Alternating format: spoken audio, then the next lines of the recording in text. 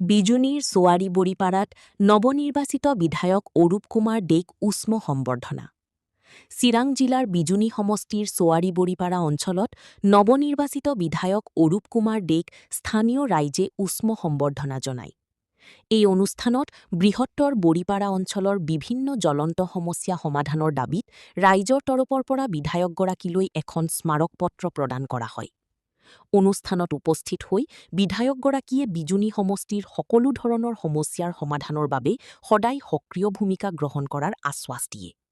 News desk, Bijuni first 24। আমি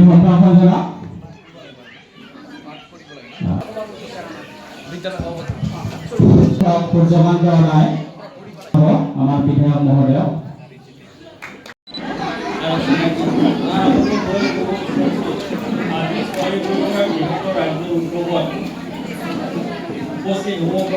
OBC মোৰ্চাৰ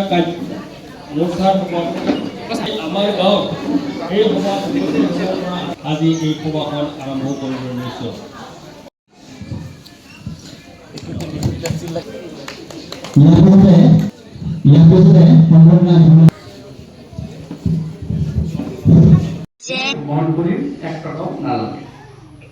ইতিমধ্যে কাম আৰম্ভ হ'ল।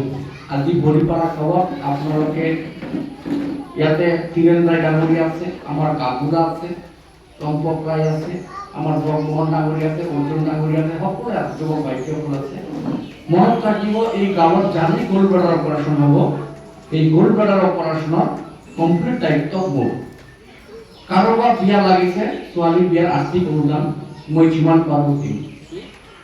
কাৰোবাৰ ঘৰে দুখীয়া দৰিদ্ৰ মানুহ ঢুকাইছে, শ্ৰাদ্ধ কৰাৰ কাৰণে আৰ্থিক অনুদান লাগে, মৎস্যমুখী কৰাৰ কাৰণে লাগে আৰ্থিক অনুদান মোৰ। এইটো মোৰ ব্যক্তিগত ফালৰ পৰা হ'ল। আৰু চৰকাৰীভাৱে বিলাকে গণ্ডগোল কৰে কাৰণে নামবিলাক নাহে আৰু চেকশ্যন নহয়। এই ফটো মাৰাত নাম অন্তৰ্ভুক্ত কৰাত বহুত খেলিমেলি লাগে। হাজাৰ ঘৰ এতিয়ালৈকে হোৱা নাই। এই চৰকাৰৰ সময়ত এই 5 বছৰত মই কুমাৰ দিম। আপোনালোকে নিজে চাব, আপোনালোকে বেলেগ চাব নালাগে। এই বৰিপাৰাতে ঘৰ কিমান পাইছে মই ৰাখিলোঁ।